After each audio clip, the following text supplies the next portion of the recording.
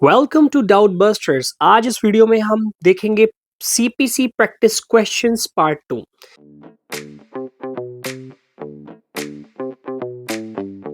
ये practice questions all India bar examination के base पे हैं।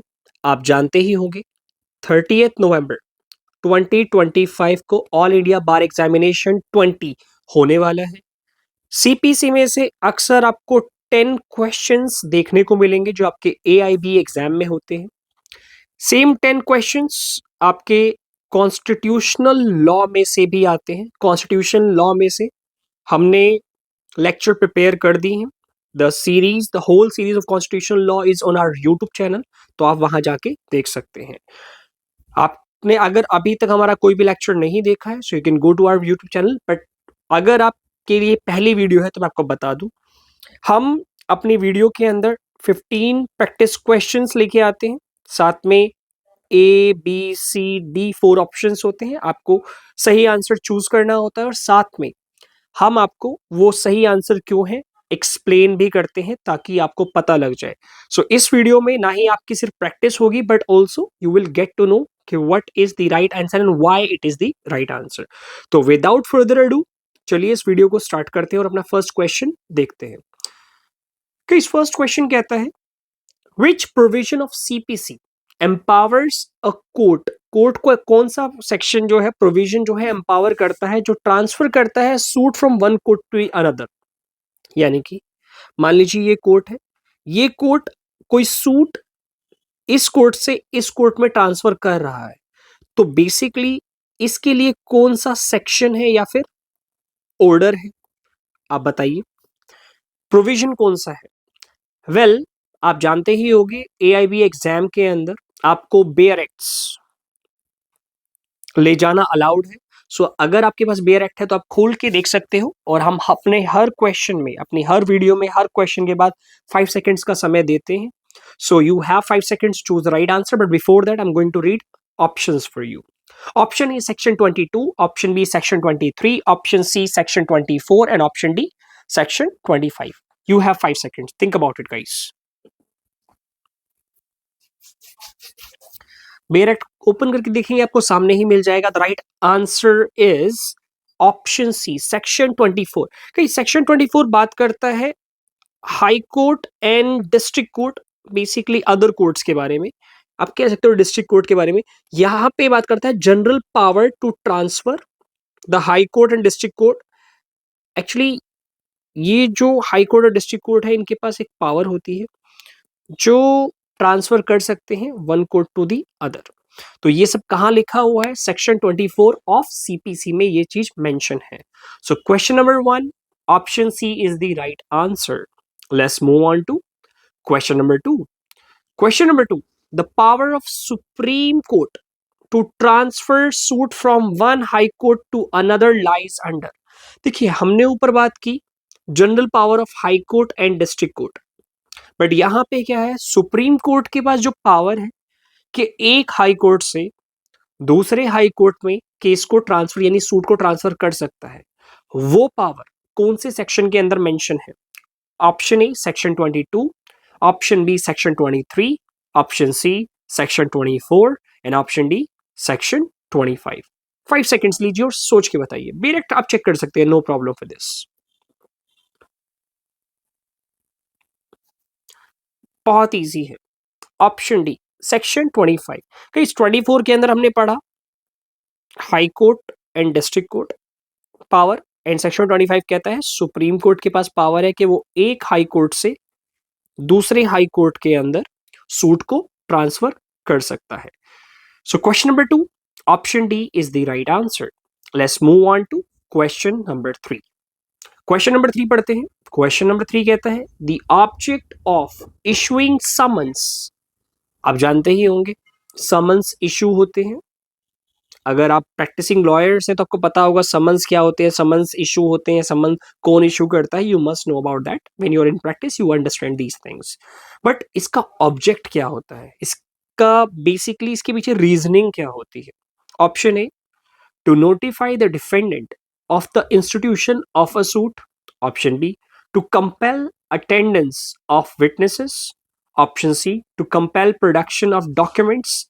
And option D, to issue warrants. 5 seconds.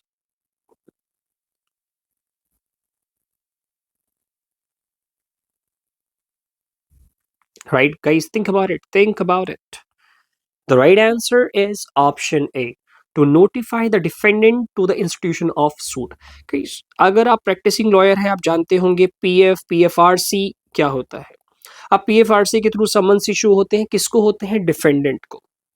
अब इससे क्या होता है, जब भी समन्स इशू होते हैं तो कहा जाता है कि भाई नोटिफाई करा जाता है डिफेंडेंट को कि भैया तुम्हारे खिलाफ सूट इंस्टीट्यूट हुआ है, आओ और इसके अंदर अपना पक्ष रखो। तो यहाँ पे डिफेंडेंट को जनरली 60 डेज या कभी कभी और एक्स्ट्रा ऑर्डिनरी केस में 90 डेज दिए जाते हैं कि वो अपना इसके बाद डब्ल्यूएस कहते हैं रिटर्न स्टेटमेंट को, कि वो अपनी रिटर्न स्टेटमेंट सबमिट करे कोर्ट के अंदर और फिर उसके बेस पे इश्यूज फ्रेम होते हैं, लॉट ऑफ थिंग्स हैपन। तो ये सारा बेसिकली ट्रायल आगे चल जाता है। तो question number 3, option A is the right answer. Let's move on to the question number 4. Question number 4. Which of the following is not a mode of execution under Order 9 or 21? Basically, आप मैं बाद में बताऊंगा, पहले हम option पढ़ते हैं फिर मैं इलैबोरेट करूंगा ये कहना क्या चाहता है। Option A, by delivery of property. Option B, by arrest and detention. And option C, by attachment and sale. And option D, by filing a fresh suit. 5 seconds है, सोचिए। क्वेश्चन कह रहा है कि not a mode of execution under order 21 के अंदर execution, order 21 के अंदर एग्जीक्यूशन दिया गया है, बट ये पूछ रहा है कि इनमें से चारों में से कौन सा मोड नहीं है एग्जीक्यूशन का, कौन सा मोड एग्जीक्यूशन का नहीं है, बताइए। The right answer is by filing a fresh suit. अगर कोई इंसान एक नया सूट ही फाइल कर देता है तो एग्जीक्यूशन तो वो हुआ ही नहीं। एग्जीक्यूशन का मतलब होता है जो भी डिक्री आपके फेवर में आई है, डिक्री होल्डर उसे एग्जीक्यूट करवाता है अपने फेवर में। अब कैसे होती है, मान लीजिए डिक्री आई ए के फेवर में, ए को कुछ मिलना चाहिए, अब उसमें क्या मिल सकता है उनको, डिलीवरी ऑफ प्रॉपर्टी हो सकता है। अगर ए को कुछ नहीं मिल रहा है, मान लीजिए बी सब कुछ खा गया है, तो बी को वो अरेस्ट करवा सकता है या डिटेंशन करवा सकता है, या फिर बी को अरेस्ट नहीं, बी के पास प्रॉपर्टी है कुछ गांव में या फिर कहीं भी, उसका अटैचमेंट हो सकता है, attachment and sale of B, ताकि वो ए को दिया जाए। तो that's how execution take place, but by filing a fresh suit is not execution. So question number 4, option D is the right answer. Guys, अगर आपको ये वीडियो पसंद आ रही हो तो it's my humble request to please like this video, share with your friends and family जिनका भी all India bar examination होने वाला है। और मोस्ट इंपॉर्टेंटली वीडियो के एंड में अपना स्कोर कमेंट सेक्शन के अंदर लिखना मत भूलिएगा कि 15 में से आपका टोटल स्कोर कितना आया। Let's move on to the question number 5. An appeal lies from one every decree passed by any court exercising original jurisdiction to, question tricky है, पढ़िए दोबारा। An appeal lies from every decree, यानी कि decree से जो appeal लाई करेगी, passed by any court, किसी भी कोर्ट ने जो उस डिक्री को दिया है, एक्सरसाइजिंग ओरिजिनल जुरिस्डिक्शन, जो कोर्ट वो ओरिजिनल जुरिस्डिक्शन को एक्सरसाइज कर रहा है, to a district court, high court, option C appellate court authorise by law, या फिर डी सुप्रीम कोर्ट। यानी कि ओरिजिनल कोर्ट ने अपना जुरिस्डिक्शन यूज किया, यहां से डिक्री आई, अब वो डिक्री की अपील कहां पे लाई करेगी, क्वेश्चन इज दिस कि वो डिक्री की अपील कहां लाई करेगी, A district court, B high court, C appellate court authorise by law, और D Supreme Court of India. 5 seconds, question tricky नहीं है, अगर ब्रेक करके पढ़ेंगे कई legal language you must know, you lawyers, law students must know the legal language. You have to have a command on legal language. 5 seconds you have, think about it. Think about it, guys, think about it. The right answer is option C, appellate court authorized by law. It's very obvious कि सारी decree की appeal high court या supreme court नहीं जाती हैं। Section मैं आपको बता देता हूं, Section 96 of CPC provides for appeal from decree to court authorized to hear appeal. यानी कि जो सेक्शन 96 है वो बताता है कि कौन से कोर्ट से अपील कहां जाएगी, कहां लाए करेगी. So question number 5 option C is the right answer. Let's move on to question number 6. The second appeal, अभी हमने अपील की बात करी है, वहां पे यहां पे है second appeal lies to the high court under. यानी कि अपील है, यहां से अपेलेट कोर्ट में गई, ये तो फर्स्ट अपील हो गई. अब सेकेंड अपील, अब सेकेंड अपील जो हाई कोर्ट में जाती है, क्योंकि सेम कोर्ट अपनी अपील, सेम कोर्ट में आप अपील नहीं कर सकते, अपील हमेशा हायर कोर्ट के अंदर होती है. यहां पे अब हाई कोर्ट के अंदर अब सेकंड अपील लेके जाओगे, वो कौन से सेक्शन के अंदर मेंशन है, that is important. Option A section 96 हमने ऊपर पढ़ा, क्या उसी के अंदर मेंशन है? I am sorry. Option B section 100, C section 104, D section 115. 5 seconds you have.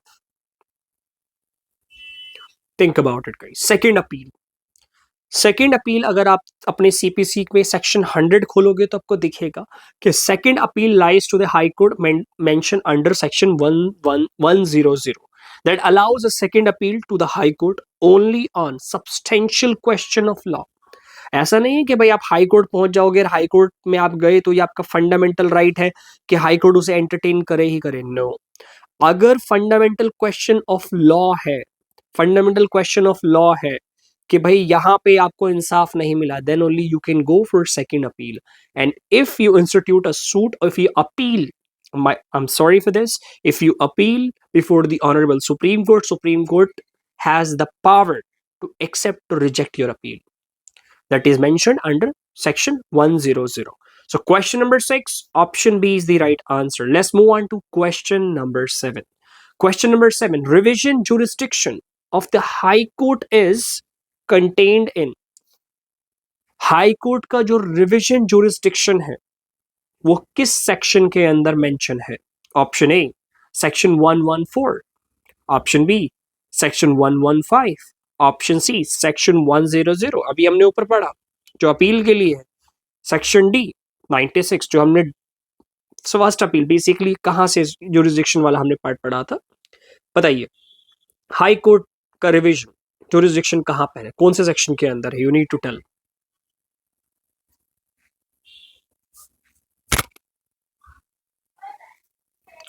The right answer is 115. High court के पास रिविजन जुरिस्डिक्शन है. हाई कोर्ट सेक्शन 115 के यूज करके जो सबॉर्डिनेट कोर्ट्स होते हैं उनके द्वारा दिए हुए डिसीजन को रिवाइज कर सकता है. That high court has the power under CPC. Section 115 empowers high court. So question number 7, option B is the right answer. Let's move on to question number 8. Question number 8. A decree is said to be final. A decree is said to be final when? कब होती है decree final? Option A, it finally disposes of the suit. Option B, it partially decides the suit. Option C, it can be modified by the court. And option D, it is subject to appeal. 5 seconds.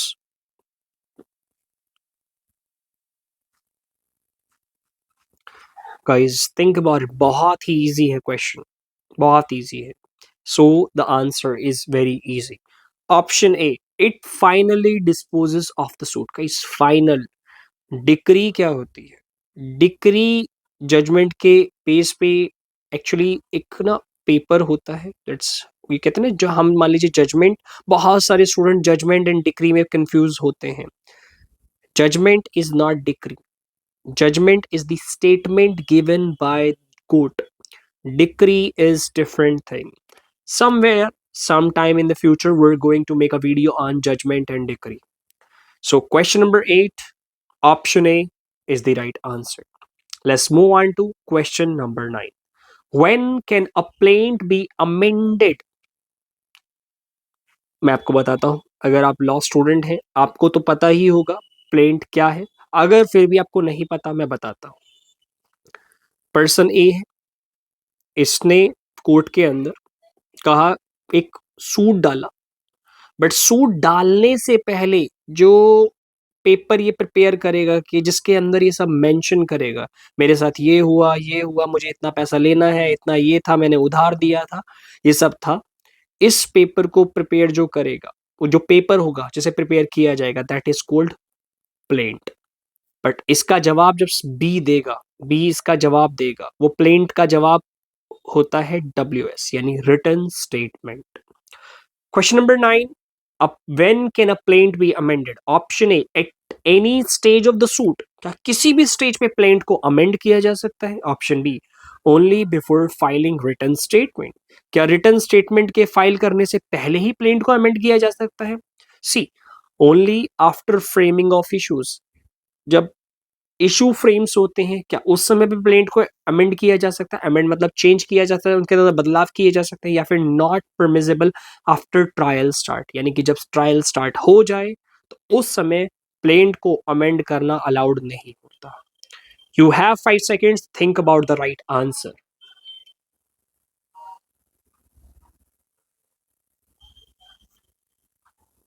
The right answer is at any stage of the suit. Court can allow, ऐसा नहीं है अपनी मर्जी से, आप court से permission लेते हैं और आप किसी भी स्टेज पे प्लेंट को अमेंड कर देते हैं। प्रैक्टिसिंग लॉयर्स को या फिर न्यू वकील साहब को पता होगा, इसके लिए 617 की एप्लीकेशन लगती है। 6 मतलब ऑर्डर 6, रूल 17। 617 की एप्लीकेशन लगा के आप अपने प्लेंट को अमेंड कर सकते हैं।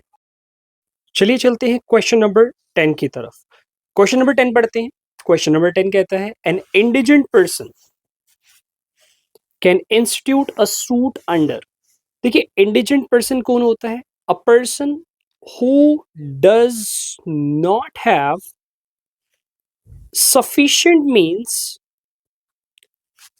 टू फाइल अ सूट, उस पर्सन को कहते हैं इंडिजेंट पर्सन।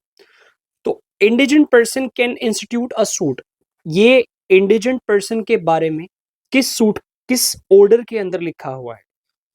अपने CPC बेयर एक्ट खोल लीजिए और चेक कीजिए इंडिजेंट पर्सन के बारे में किस ऑर्डर के अंदर मेंशन है। Option A, order 32, option B, order 33, option C, order 34, and option D, order 35।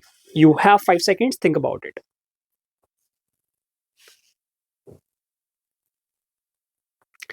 The right answer is option B, order 32। देखिए, ऑर्डर 32 क्या करता है? अलाउ करता है a person unable to pay court fee to file a suit. So ऐसा person जिसके पास पैसे नहीं है कोर्ट फी पे करने के लिए, उस पर्सन को कहते हैं इंडिजेंट पर्सन। और इंडिजेंट पर्सन की एक एप्लीकेशन लगती है, you just need to file an application under order 33। So then फिर उसके बाद थोड़ा सा तफ्तीश होती है, चेक किया जाता है whether you are real indigent person और you are not.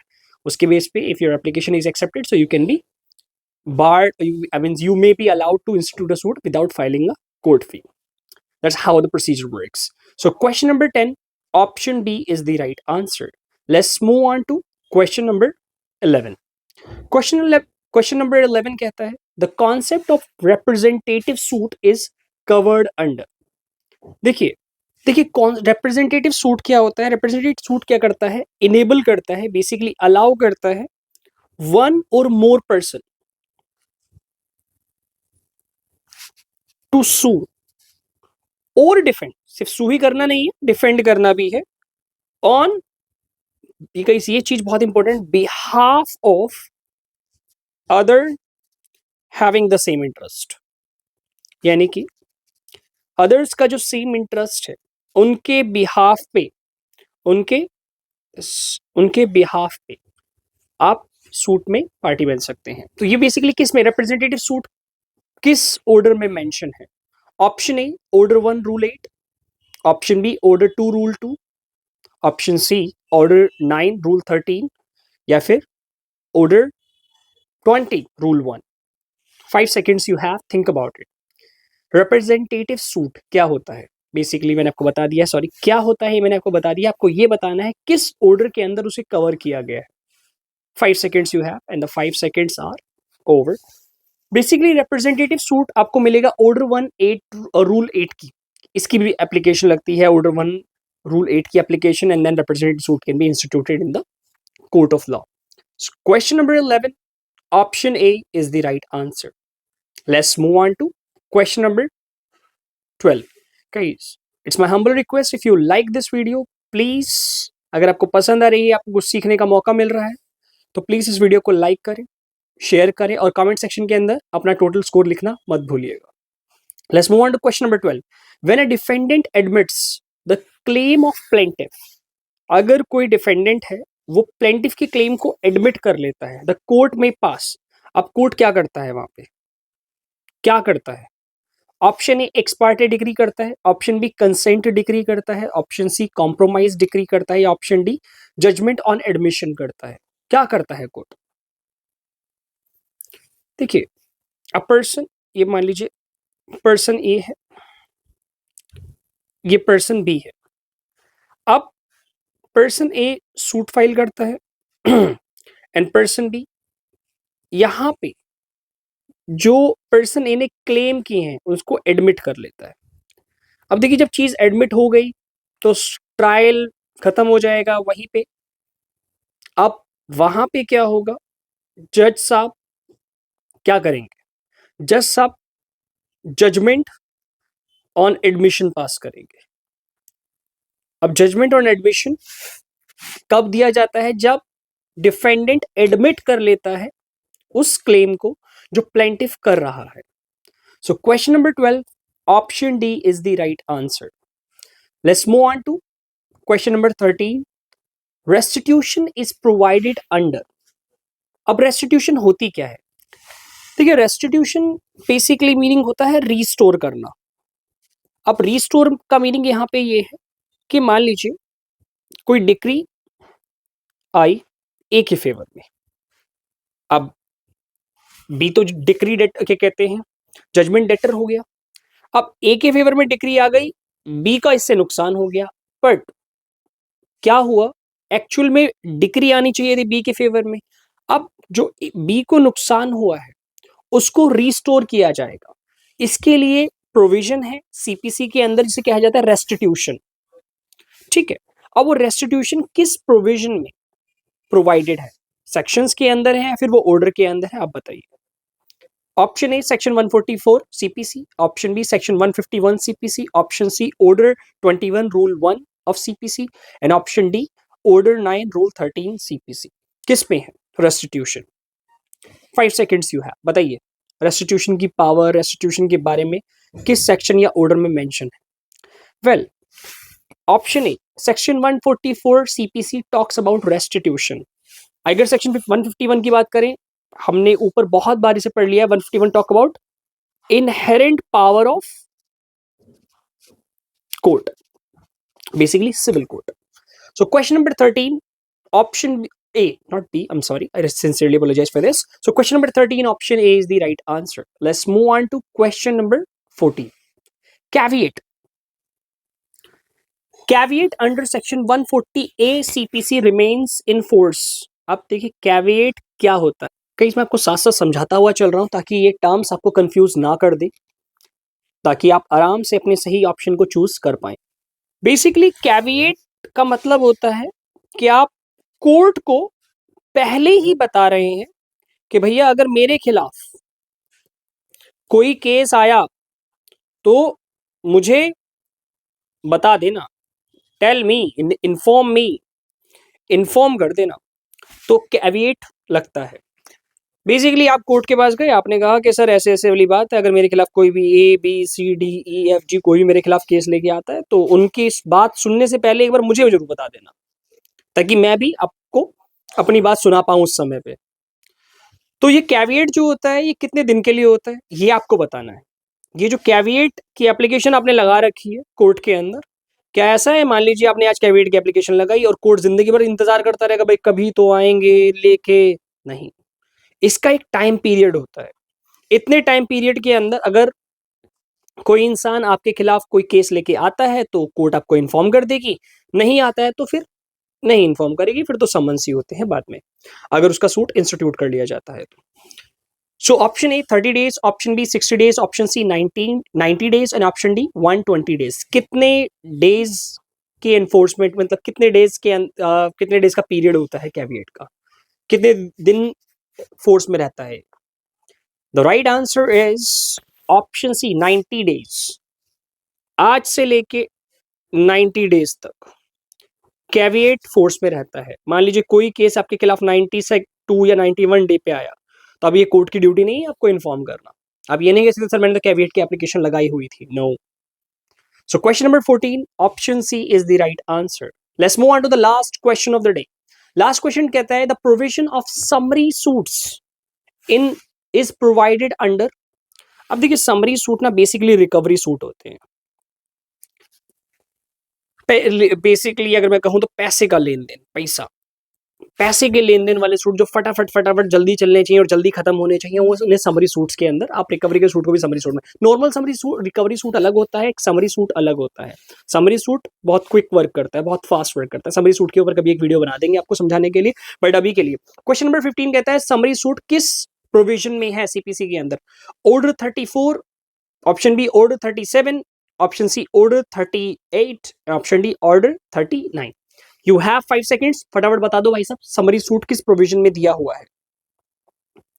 Think about it. अब तो मैंने बता भी दिया समरी सूट क्या होता है। अगर आपने सीपीसी खोलोगे, ऑर्डर खोलोगे, वहां पे आपको आपके सामने दिख जाएगा order 37 talks about summary suit. Summary suit mention है, समरी सूट मेंशन है ऑर्डर 37 के अंदर। सो गाइस आज हमने टोटल देखे 15 questions of CPC. This is part 2 of CPC, part 2 of CPC. ऐसे क्वेश्चंस आपके ऑल इंडिया बार एग्जामिनेशन में आएंगे ही आएंगे गाइस। डू नॉट थिंक कि इजी होने वाला है, आई डू नॉट थिंक कि हार्ड होने वाला है। बेयर एक्स अलाउड है, प्रैक्टिस करके जाइए, it is going to be easy for you. And like करिए इस वीडियो को, शेयर करिए और कमेंट के अंदर अपना स्कोर लिखना मत भूलिएगा। Thank you so much for watching us, thank you.